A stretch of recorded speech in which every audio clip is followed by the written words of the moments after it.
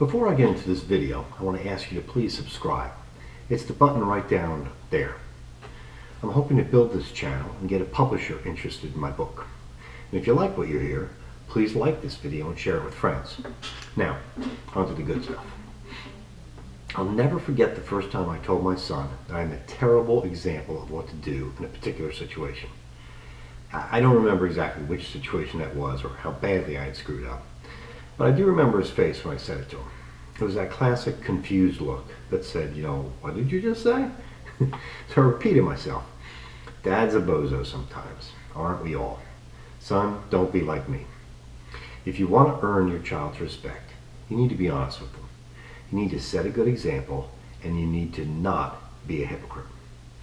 Too many parents confuse being respectful with having respect.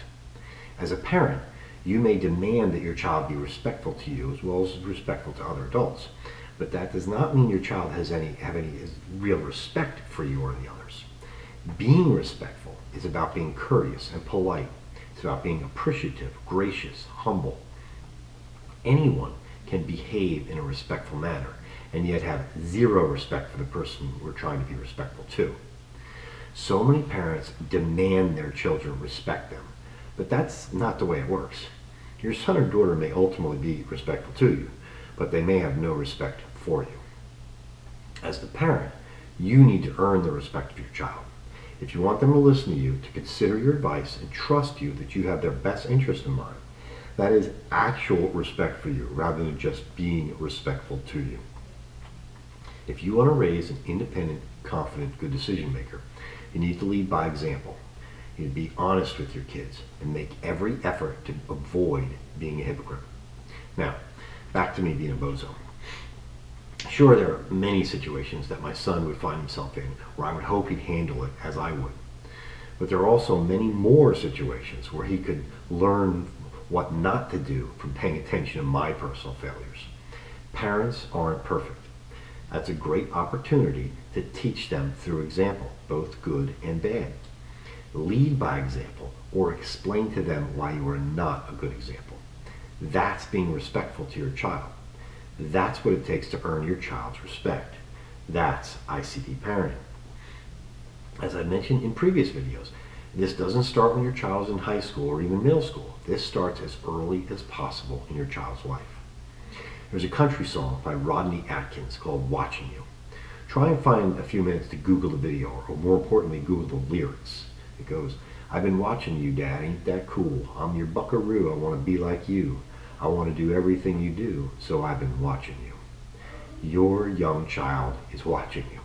How you treat others, the language you use, your general behavior, your child sees all of it. Lead by example. And when you're a bad example, use that to help them learn a better way to handle things. If you start using this approach when they're very young and stick to it consistently, I promise you, when your child gets to high school, those years will have a lot less drama, and you'll have a much easier to discussing things with them and helping them make good decisions. Trying to hide your flaws from your child, let's face it, we all have flaws, is only going to frustrate your child and diminish the likelihood of them having respect for you. Your high schooler may be respectful to your face, but have little to no actual respect for you. And in my opinion, that disconnect between respectful behavior and real respect is a major root cause of so many problems parents have to deal with when parenting their high school children. Leading by example and pointing out to them when you are a bad example is actually an extremely liberating approach to parenting.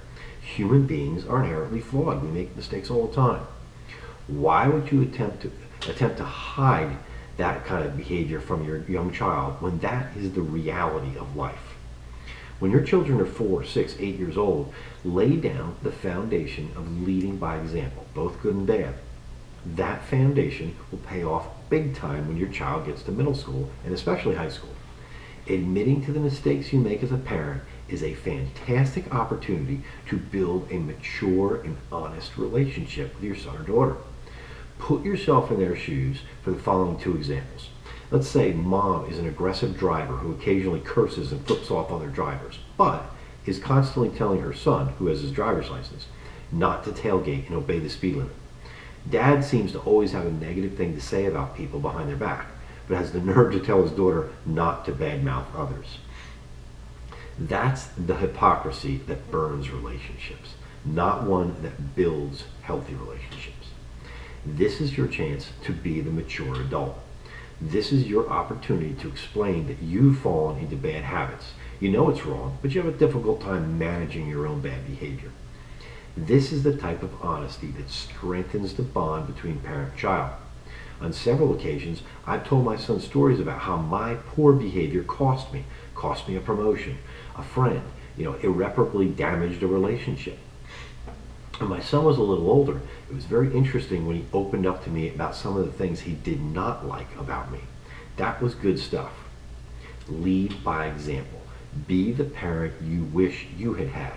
If you did have a parent like this, then you're one of the fortunate ones. Pass it on. In my opinion, hypocrisy, respect, and honesty lie at the heart of teenage angst. There are so many things for a teenager to be troubled by. If you can foster a strong foundational relationship with your child, starting very young, the struggles they'll face in middle school and high school will likely be much easier for the two of you to navigate because of that solid level of mutual respect you've built with your child over the years. Being honest with your growing teen during those difficult years and avoiding blatant hypocrisy will go a long way to developing trust and mutual respect. Now, you need to accept that your child will be paying close attention to your behavior when they're very young. They will. All the kids through elementary school. And I can assure you that they will continue to watch how you handle things when they're in high school. Your behavior matters. Hypocrisy destroys respect. It is fundamentally demeaning, inconsiderate, and insulting. Don't let hypocrisy, the do as I say, not as I do, undermine all the effort you put in to set a good example for your high schooler. The sad truth is that even little slip-ups by you will be blown way out of proportion by them to prove that you do not know best. That's when honestly admitting your faults will help maintain and continue to build the mutual respect you and your child have for each other that you established as they were growing up. Now, don't get sucked into the trap where you argue with them and hear yourself telling them that you indeed do know best when you don't. Be the adult. Be the parent that calmly explains what you believe to be the right way and the wrong way to handle a situation. Do your best to project confidence and maturity when explaining that you don't always know best and are as prone to making mistakes as anyone, but that you try your hardest to do the right thing. Honesty, yes. Hypocrisy, no. Your child can smell when you're riding your high horse of I'm the experienced adult, because it stinks. It's a recipe for disaster. Stay calm or walk away if necessary. Was I always calm? No. Once on an out-of-town trip to one of my son's bike races, I lost it. My son had been treating me horribly for 2 days straight, and I blew up. I ended up screaming at him, "You make me sick!" I stormed off from the campsite we're at and found some alone time for a few hours. I wanted to choke him. I had to get out of there. Every parent is going to lose it at times. Kids can be so infuriating, and high schoolers are often the worst because they've learned how to push your buttons. It's not the explosion that really matters. It's how you handle the aftermath. It's like the old saying, it's not the crime, it's the cover-up. After calming down, I always tried to explain to my son why his behavior set me off. I try to reason with the decency in him, and generally ended all those situations the same way. I would simply say, you know that what you did was wrong. You wouldn't want me to treat you that way, and I don't expect you to treat me that way. Now, most importantly, I never held a grudge. This is your child. There's no room for grudges.